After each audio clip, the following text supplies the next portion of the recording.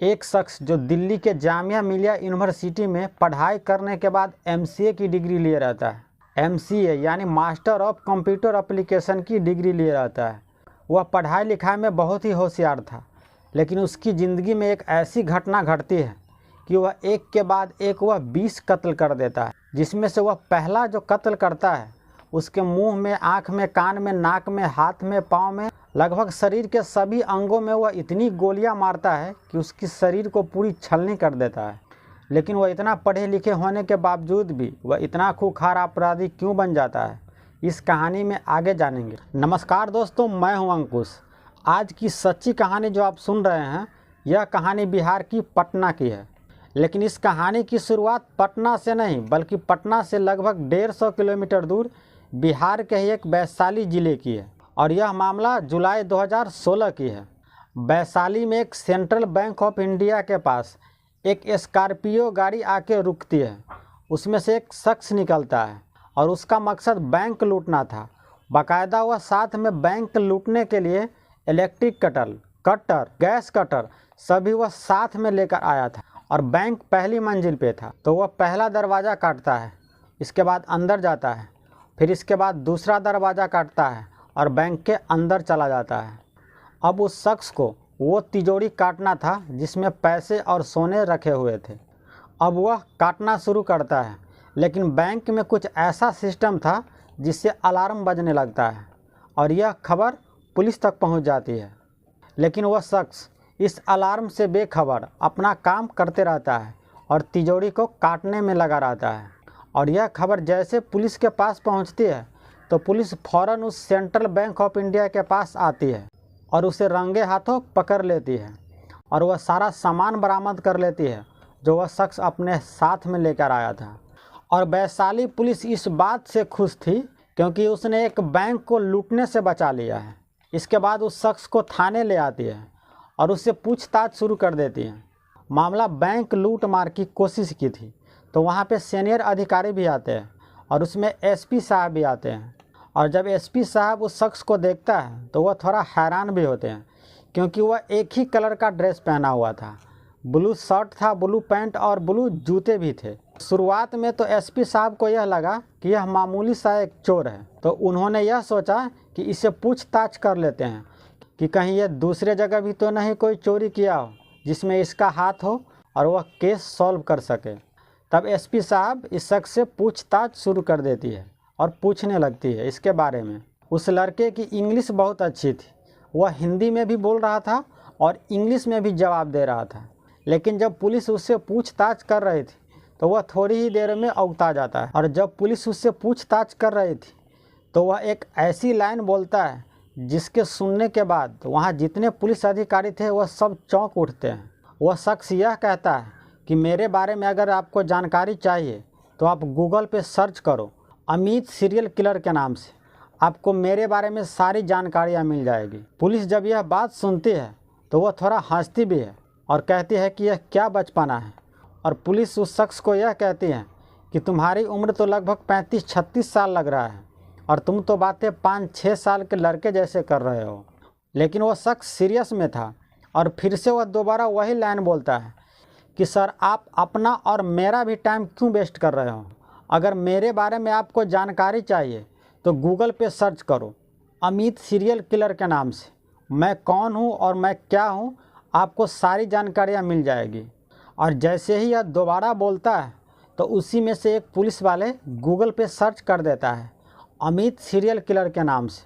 बाकायदा एक पेज आ जाता है और उस पर अमित सीरियल किलर के नाम से सारी जानकारियाँ आ जाता है। और उस पेज पे यह लिखा था कि अब तक उसने 20 कत्ल कर चुका है और लिस्ट अभी अधूरी है, कुछ और लोगों को कत्ल करना है। जैसे ही यह पुलिस देखती है तो पुलिस को जोर का झटका लगता है। उसे यह लगने लगता है कि यह मामूली चोर नहीं बल्कि एक सीरियल किलर है, क्योंकि यह शख्स तो अपने बारे में कुछ छुपाता ही नहीं है। यह तो सारा कुछ इस पेज पे लिखा हुआ है, बल्कि जितने आज तक इसने क्राइम किया है ये तो सारा कुछ इस पे लिखा हुआ था। तब पुलिस उससे पूछताछ करती है कि तुम्हें यह सब लिखते हुए डर नहीं लगता है?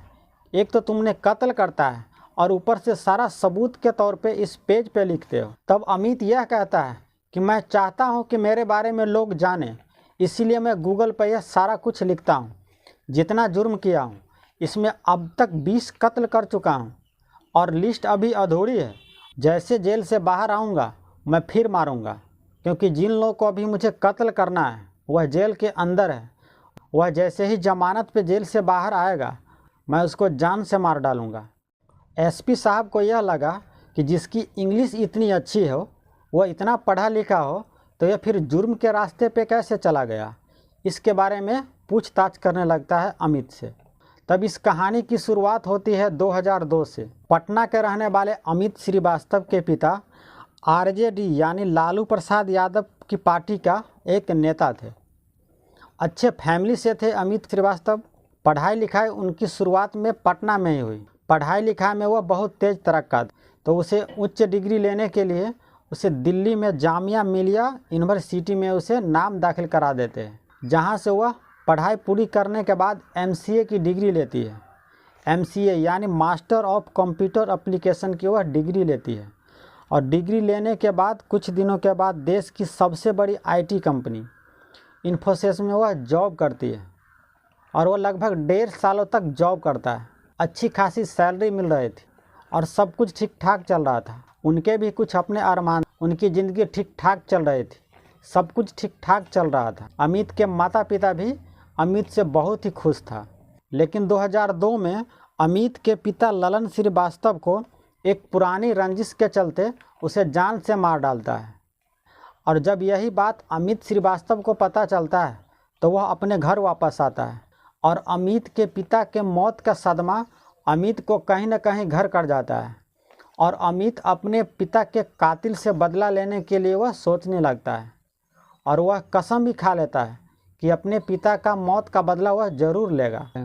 लेकिन अमित के परिवार वाले यह अमित को समझाता है कि तुम इतने पढ़े लिखे हो, देश की इतनी बड़ी कंपनी में तुम्हें जॉब लगी है, तुम जॉब पे चले जाओ और इस माहौल से तुम अलग रहो। और यह बात समझा बुझाकर अमित को दिल्ली भेज देता है। लेकिन अमित को दिल्ली में भी अब मन नहीं लगता और कुछ ही दिनों के बाद वह घर वापस आ जाता है और पता लगाने लगता है कि उसके पिता के कातिल कौन कौन हैं और इसके बारे में वह सारी जानकारियाँ इकट्ठा करने लगती है और वह लोकल क्रिमिनल सबसे भी वह दोस्ती करती है और अपने पिता के कातिल के बारे में पता लगाने में और ये सब करने में उसे लगभग 1 साल का वक्त लग जाता है। और अमित के पिता के जो कातिल थे उनका 6 लोगों को नाम पता चलता है। उनमें जो सबसे पहला नाम आता है जिसका नाम था मोइन खान। वह एक छठे बदमाश था, उसका नाम सबसे ऊपर में आता है। अमित को जैसे ही मौका मिलता है मोइन खान को वह अपने साथ में ले जाता है और साथ में वह देसी कट्टा भी रखता है और गोलियों से भरी पड़ी एक बैग भी रखता है। और यह बातें मोइन खान को पता ही नहीं कि उसका आज कत्ल होने वाला है। पहले ही गोली में मोइन खान का काम तमाम हो गया रहता है, वह मरने लगता है। लेकिन अमित पूरे 3 घंटा तक उसके साथ बैठा रहता है और हर 2-4 मिनट में कट्टे में गोली भरता, उसके बाद एक गोली मारता था। और जब उसे आँख में गोली मारना था तब वह उस लाश को यह कहता था कि तुमने इसी आँख से मेरे बाप को मरते हुए देखा था। तब वह आँख में उसको गोली मार देता। इसके बाद फिर 2-4 मिनट के बाद कट्टे में गोली भरता और वह कान में गोली मारता और यह कहता कि तुमने मेरे बाप को चीखने और चिल्लाने की आवाज़ इस कान से सुनी होगी, तो उसके कान में गोली मारता। ऐसे ही करते करते उसके पूरे शरीर को छलनी कर देता है और पूरे 3 घंटों तक मोइन खान के बॉडी को गोलियों से छलनी करता है और इसके बाद वह वहाँ से आ जाता है। और इसके बाद एक एक कर अपने पिता के कातिल को 4 और लोगों को वह मार डालता है। और जो वकील मोइन खान के दोस्त और मोइन खान के तरफ से केस लड़ रहा था उसे भी अमित जान से मार डालता है। और जब पुलिस को मोइन खान की बॉडी मिलती है तो वह भी हैरान हो जाती है, वह भी दंग रह जाती है, क्योंकि आज तक उसने ऐसा बॉडी कभी देखा नहीं हो कि शरीर का एक भी ऐसा अंग नहीं हो जो गोलियों से भुना नहीं गया हो। लेकिन कातिल का पता नहीं चलता है पुलिस को। और इधर अमित को कत्ल करने का खून सवार हो चुका था। वह एक के बाद एक वह 20 और कत्ल कर देता है। वह चोरी डकैती भी करने लगता है। वह पटना में कई ज्वेलरी शॉप में वह चोरी का अंजाम दिया था और जब उसे कोई विरोध करता था तो उसे भी वह जान से मार डालता था। ऐसे करते करते वह कई ज्वेलरी शॉप में वह वारदात को अंजाम दिया था और जो भी विरोध करता था उसे वह जान से मार डालता। और वह जब चोरी डकैती कर रहा था तो 2013 में वह एक बार पकड़ा भी गया था, लेकिन वह जमानत पे छूट जाता है और इसके बाद वह फिर यह सिलसिला शुरू कर देता है। और अमित को फैमिली को भी यह लग गया था कि यह रास्ता भटक गया है, लेकिन अमित को 2 और लोगों को तलाश थी जो उनके पिता के कत्ल में शामिल था और वह दोनों जेल के अंदर में था। वह इंतज़ार कर रहा था कि कब वह जेल से बाहर आए और इसके बाद उस दोनों लोगों को कत्ल करे। अमित के पिता के कत्ल में जो 2 और लोग शामिल थे वह जेल में था और वह जमानत पे बाहर आने की वह पूरी कोशिश कर रहा था, लेकिन उसे जमानत मिल नहीं रहा था। अमित की गिरफ्तारी के बाद जब उस जेल के अंदर जो 2 शख्स था उसे यह बात पता चलता है कि अमित उसका इंतज़ार कर रहा है बाहर में, तो वह जमानत लेना ही छोड़ देता है और वह यह कहता है कि मैं तो जेल के अंदर ही सही हूँ, मुझे जमानत उमानत नहीं चाहिए और मैं जेल के अंदर ही सुरक्षित हूँ और मैं जेल के अंदर ही रहूँगा। वैशाली पुलिस को अमित यह कहता है कि अब तक मैंने 20 कत्ल किया है और लिस्ट अधूरी है। जैसे ही जेल से बाहर आऊँगा उन 2 लोगों को मैं कत्ल करूँगा और अपनी लिस्ट पूरी करूँगा। मैं लिस्ट को अधूरा नहीं छोड़ सकता, यह अमित पुलिस को कहता है। और जैसे ही यह बात पुलिस सुनती है तो वह और दंग रह जाती है और पुलिस यह सोचने लगती है कि यह अब तक 20 कत्ल कर चुका है और 2 लोगों को और कत्ल करेगा। इसे तो कानून का कोई डर ही नहीं लग रहा है और कानून अपने हाथों में ले रहा है। अमित जो एक ही कलर का ड्रेस पहना हुआ था, ब्लू कलर का शर्ट, ब्लू कलर का पैंट और ब्लू कलर का जूता, तब पुलिस यह पूछती है कि तुमने जो एक ही कलर का सारा ड्रेस पहना हुआ है इसका क्या राज है। तब अमित यह बताता है कि मैंने जो पहला कत्ल किया था उस दिन मैं यही ड्रेस पहना था और मुझे यह लग रहा था कि यह मेरे लिए लकी है और मैं कभी पकड़ा नहीं जाऊँ, इसीलिए मैं जितने भी वारदात को अंजाम दिया हूँ मैं यही ड्रेस पहनकर वारदात को अंजाम दिया हूँ। लेकिन इस बार ऐसा नहीं था और वह पकड़ा जाता है और अमित का भरम भी टूटता है और इस वक्त अमित जेल के अंदर है। तो यह थी आज की सच्ची कहानी दोस्तों।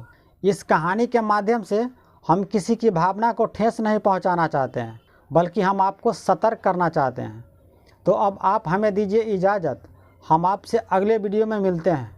तब तक आप अपना और अपने पूरे परिवार का ख्याल रखिएगा। जय हिंद, जय भारत।